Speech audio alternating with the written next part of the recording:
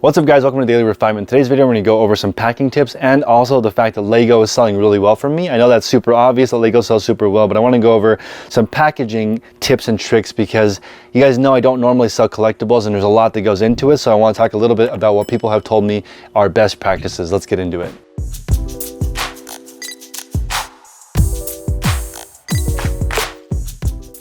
So this is the second Star Wars AT-AT that I've sold for $1,000, and I just bought these to get the freebies like the Lego Star Wars lightsaber that we sold in the previous video. So I'm gonna put this in the box. Now, as you guys know, this box actually came from Lego this way. So you can see Lego reinforced the sides of it, and somebody had mentioned that when you want to ship something, you want to put it in a box slightly larger and you want to put the padding, so if there's an impact against the box, it will damage the padding and not the actual collectible. Now this is interesting because Lego didn't reinforce it on all four sides.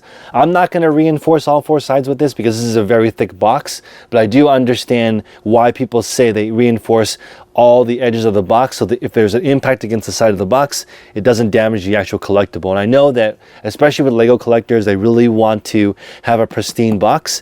So this is important, and I think it's good for the customer knowing this is actually the same box that it came from Lego in, so I think they'll appreciate that. But again, this is not as pristine as the other one that I had, so it's possible this might be a return. Okay, so the next thing that sold was the Vitamix pitcher. Now this is really durable, so I'm just gonna pack it with this packing paper and ship it to the customer. But I did get a comment from a subscriber saying that you can clean the inside of these Vitamix containers with a magic eraser, and if you towel dry it after every use, it won't get cloudy like this. So that's a pro tip for people who use blenders.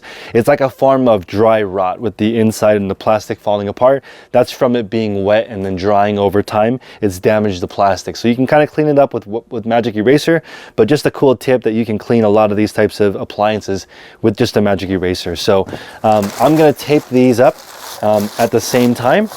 And again, I like to batch tasks, so I'm going to tape this and the Lego box at the same time.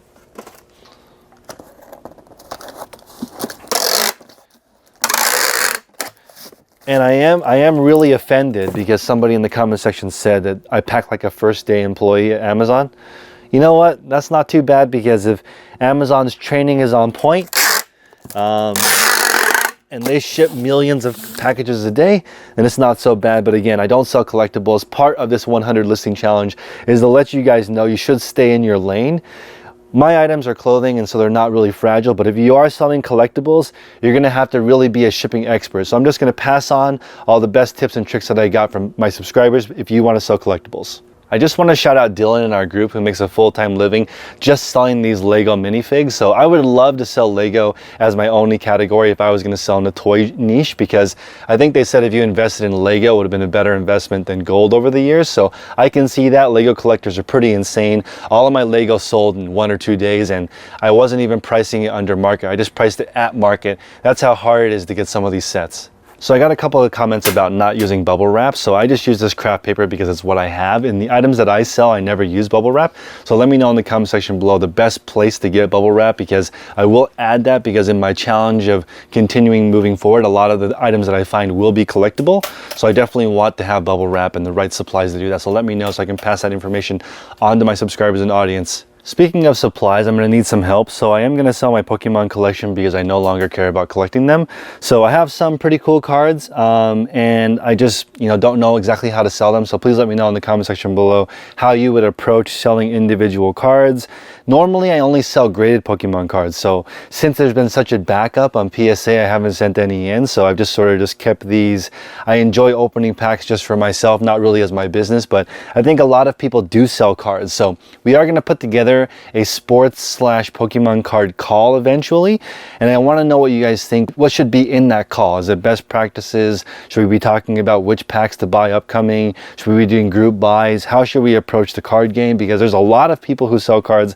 There's a lot of interest in selling cards, so I don't know exactly how I want to approach that. So let me know the best way to ship and the best way to put together that group. And there also is a lot of gambling in the niche of cards and a lot of speculation, which I'm not super into. I'd rather people just buy and sell common items. My store is all common items, but if you want to look for the crazy home runs, you want to break open packs, do something a little bit more speculative, let me know what that call should entail. Also let me know security wise, how do I keep bad actors out of that group, because I'm, you know, frankly, there's a lot of people in there that are just trying to get over one on people, so I want to make sure to keep those people out of the group. Okay guys, so there's 88 more items left in this 100 listing challenge, and my goal is to list as many random things as possible to give you guys a better idea of what category you might want to sell in.